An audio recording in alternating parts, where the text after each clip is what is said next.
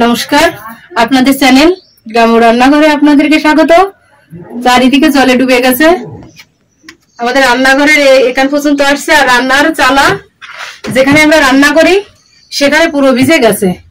ইট দিয়ে উনুন তৈরি করেছিলাম, তাই ওখানে রান্না করা যাচ্ছে না। তাই যে বাবা নতুন উনুন নিয়ে আসছে, তাই রান্নাঘরের এখানে আমরা উনুনটা রেখে এখানে রান্না বান্না করছি। আজকে আমি আপনাদেরকে মাছ দিয়ে আলু পেঁপের তরকারি রান্না করে দেখাবো। মাছের ঝোল করবো আর কাঁচা কলার শুক্তো করবো। দেখুন আমি কিভাবে রান্না করি, আমার সঙ্গে থাকুন আর দেখুন।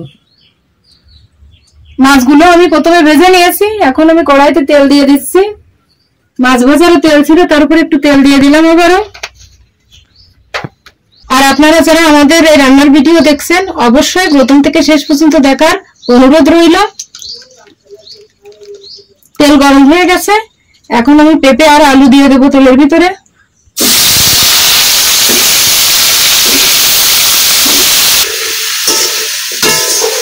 পরিমাণ মতো লবণ দিয়ে দেবো, হলুদ গুঁড়া দিয়ে দেবো,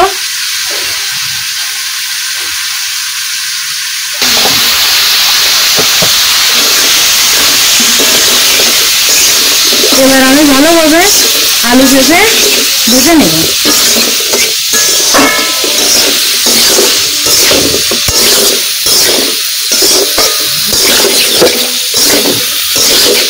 প্রচন্ড গরম, এই গরমের দিনে খুব সাধারণভাবে আমি এই পেঁপের তরকারি রান্না করব।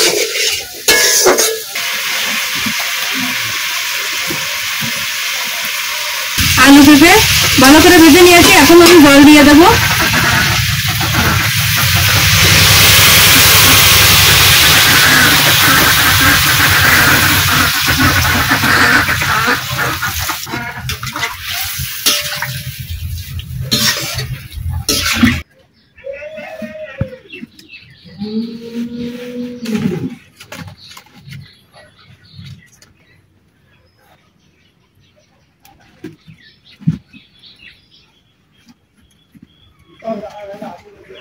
তরকারিতে জাল চলে আসছে, এখন আমি জিরা কাঁচা লঙ্কা দিয়ে দেবো।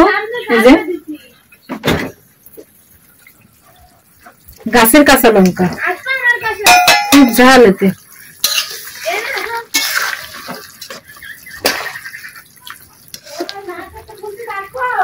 ছোট ছোট লঙ্কা তো বিষের মতো ঝাল।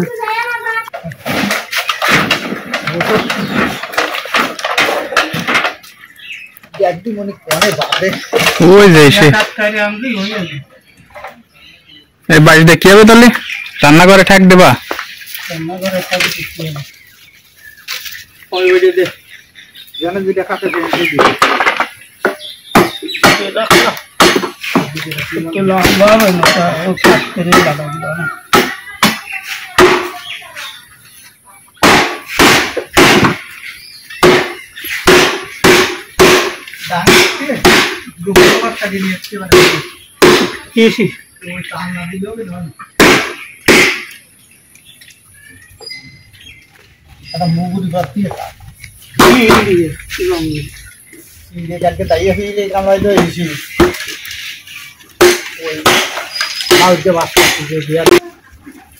বাবা যেটা রান্না করে পেলা দেবে, রান্নাঘর তানের ঘরে এই বাঁশ কাটছে।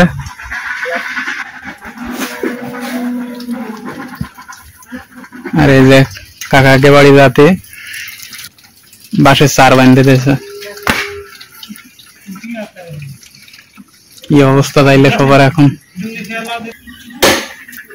রান্নাঘরের পাশেই এত জল।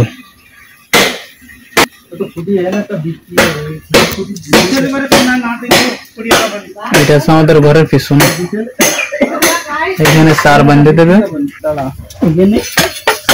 ওই ওখানে এই খুঁটিটা তো ভালো ওজন রে।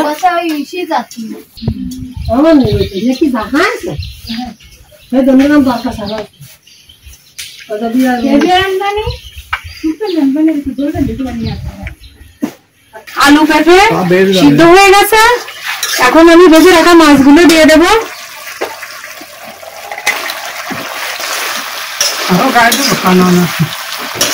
গায়ে আর কষ্ট যাবে।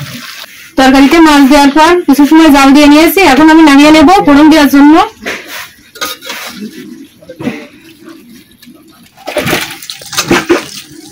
তরকারিতে স্বাদের জন্য আমি শুকনো কড়াইতে একটা মশলা তৈরি করে নেব।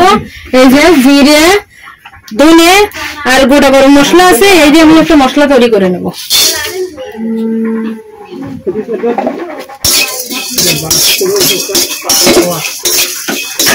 কি গরম, প্রচন্ড গরম, বৃষ্টি মনে হয় আজকে আবারও বৃষ্টি হলে তো এবার আমাদের উঠানে জল চলে আসবে। মাটি তুলা বলে তো উঠোনে আসছিল না, তাও এরপরে বৃষ্টি হলে পাওয়া যায় না। বর্তমানে বৃষ্টি নাও বাড়তেছে, এই রাত্রি মেলা জল বাড়েছে, তাই তো কচু উঠোনে চলে আসে। মশলা ভাজা হয়ে গেছে শুকনো কড়াইতে, এখন আমি নামিয়ে নেব।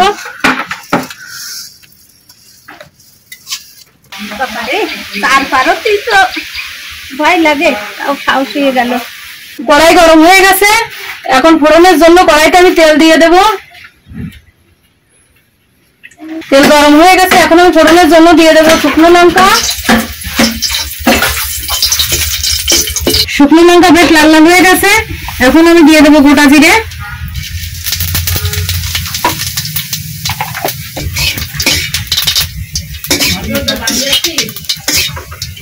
এখন আমি তরকারি ঢেলে দেবো।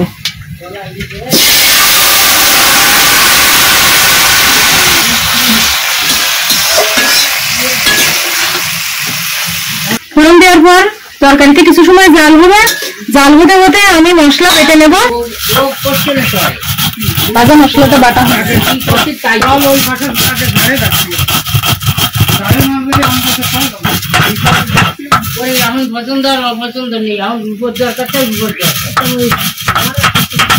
মাছ দিয়ে আলু পেঁপে তরকারি রান্না করা আমার হয়ে গেছে, এখন আমি এই যে ভাজা গুঁড়ো গরম মশলা দিয়ে নামিয়ে নেব।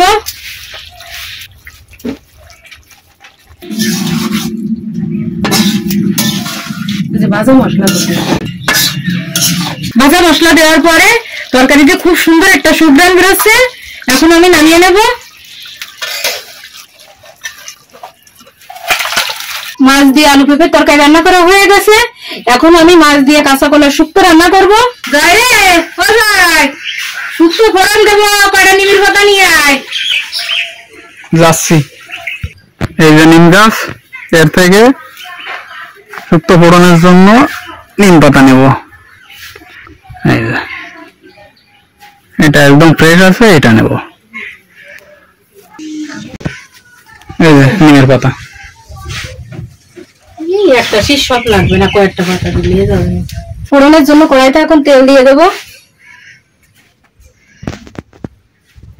তেল গরম হয়ে গেছে, এখন আমি শুক্তোর ফোড়নের জন্য প্রথমেই দিয়ে দেব এই যে শুকনো লঙ্কা, তারপর দিয়ে দেব নিম পাতা, আর দিয়ে দেব কালো সরিষা। এখন আমি শুক্তো ঢেলে দেবো।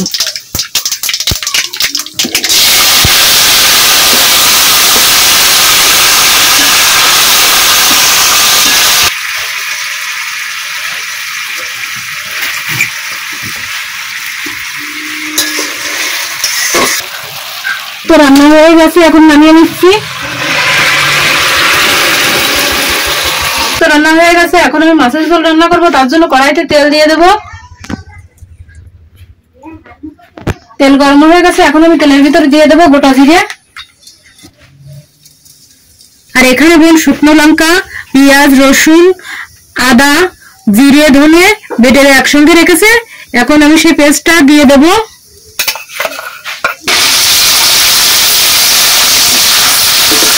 দিয়ে দেবো হলুদ গুঁড়া। মশলাটা ভালোভাবে কষিয়ে নেব। মশলা কষানো হয়ে গেছে, এখন আমি ভেজে রাখা মাছ দিয়ে দেবো। আর এখানে একটা সকালে বাবা বাইন মাছ পেয়েছিল, সেই মাছটাও আমি এই ঝোলের ভিতরে দিয়ে দিচ্ছি। এই যে ভাজা আছে, দিয়ে মশলার সঙ্গে আর একটু কষিয়ে নেব।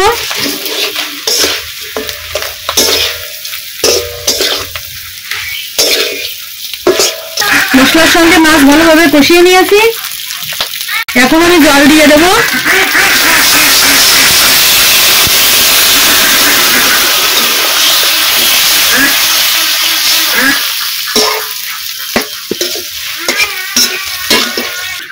মাছের ঝোলে জাল চলে আসছে, এখন আমি পরিমাণ মতো লবণ দিয়ে দেবো।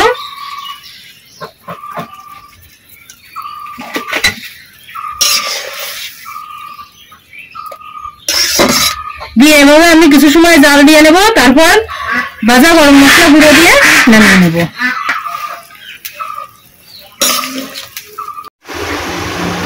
এখন খেয়ে দেখি কেমন রান্না করলো বড়দি। প্রথমে শুক্তো দিয়ে খাচ্ছি, আর এখানে এই যে মাছের গুনা আছে, একটু দেখুন ঝোল তো প্রায় মাথা নষ্ট। আর এদিকে মাছ আছে দারুণ, মাছের গুনাটা দুর্দান্ত। আগে শুক্তো দিয়ে শুরু করি। শুক্তো খুব সুন্দর হয়েছে।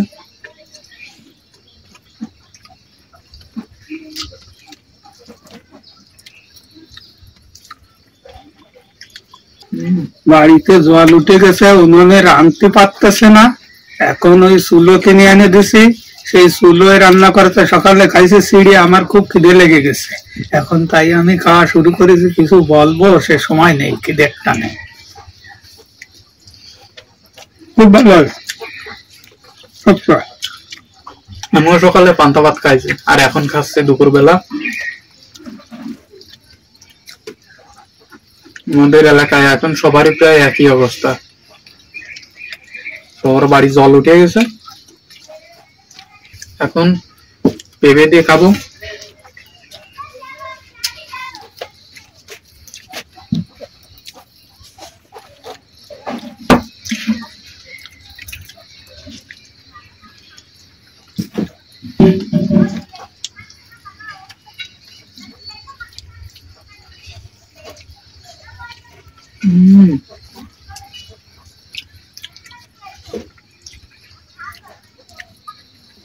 পেঁপে তো ভালো আছে।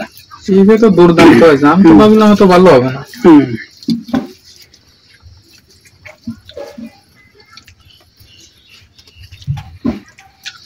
দারুণ স্বাদ।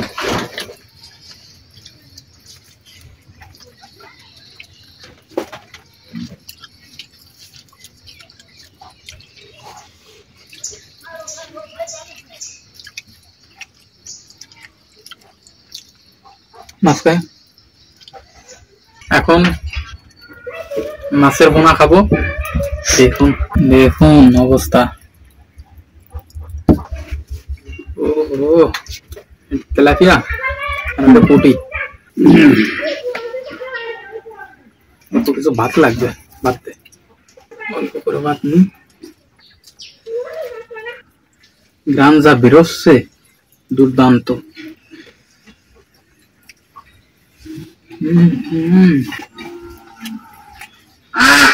একশোতে 100। খুব ভালো, বোনা বোনার মতনই হয়েছে। আজকে রান্না প্রথম থেকে শেষ পর্যন্ত শুক্তো দিয়ে, তারপর পেঁপে, মাথা পোনা, নিমন্ত্রণ মানে নিমন্ত্রণের মতো রান্না। আর বর্তমানে তো মানে মাছ ছাড়া কোনো কথা নেই, সবসময় মাছ। সকালে মাছ, দুপুরে মাছ, রাত্রিবেলা মাছ, মাছের শুক্তো, মাছের টক, মাছের তরকারি, মাছের মুনা, যত যায় সব মানে ভাতে আর পুরানো এই দুটো বাদে সব খাওয়া চলতেছে। আর মাছের যে পরিমাণে দাম কম, মাছের যে বড় বড় ট্রে পাওয়া যায় মাছ রাখার, ওই ট্রে বেচতেছে 200 টাকা 300 টাকা এক এক ট্রে, অনেক মাছ থাকে। আর বিলে যত ঘের বেরিয়েছিল সব তো তোলাই গেছে, এখন মাছ সব বেরোয় গেছে। আমাদের এই যে খাল আছে, ওই খাল দিয়ে তো জাল নিয়ে, খেপলা জাল নিয়ে খ্যাপ দিচ্ছে, এক এক খ্যাপে 3-4 কেজি, কেউ 5-7 কেজি মাছ পাচ্ছে, টাইনে তুলতে পারতেছে না, এত মাছ। তাহলে বোঝেন মাছের দাম কত কম আমাদের এখানে।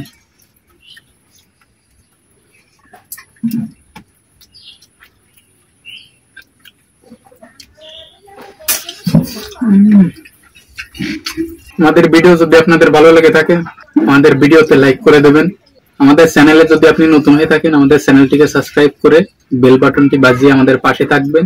আর ভিডিওটি যদি আপনি ফেসবুক পেজ থেকে দেখছেন আমাদের পেজটিকে ফলো দিয়ে আমাদের ভিডিও বেশি বেশি শেয়ার করে দেবেন। আর আমাদের ভিডিও প্রথম থেকে শেষ পর্যন্ত দেখার অনুরোধ রইল।